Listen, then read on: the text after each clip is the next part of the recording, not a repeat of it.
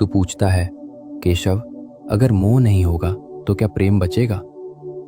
तुझे लगता है कि किसी को कसकर पकड़ना ही प्रेम है। तुझे लगता है कि खोने का डर ही प्रेम का सबूत है।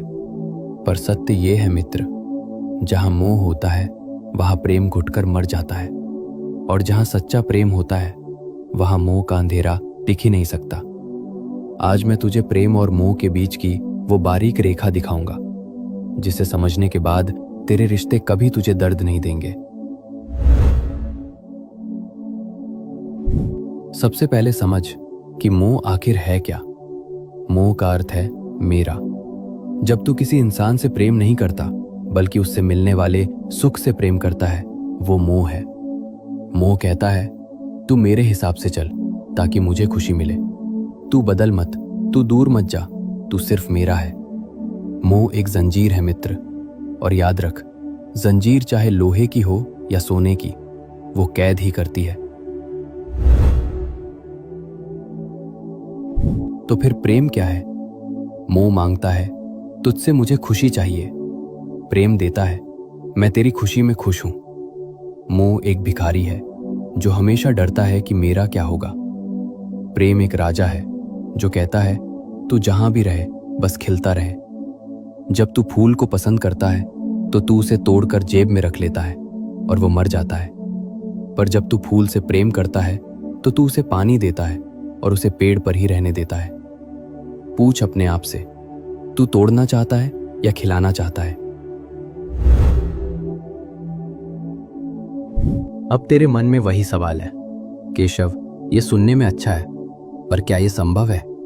अगर मेरा बेटा, मेरी पत्नी या मेरा प्रिय मुझसे दूर जाए तो क्या मुझे दुख नहीं होगा? दुख होगा मित्र, शरीर के स्तर पर पीड़ा होगी, पर मोह मुक्त होने का मतलब पत्थर दिल होना नहीं है। मोह मुक्त होने का मतलब है सच्चाई को स्वीकार करना। ये स्वीकार करना कि ये व्यक्ति मेरे जीवन में एक उपहार है, मेरी संपत्ति नहीं। ये यात्री है और मैं सराय हूं। हम मिले हैं पर हम एक दूसरे के मालिक नहीं हैं। इसे एक उदाहरण से समझ।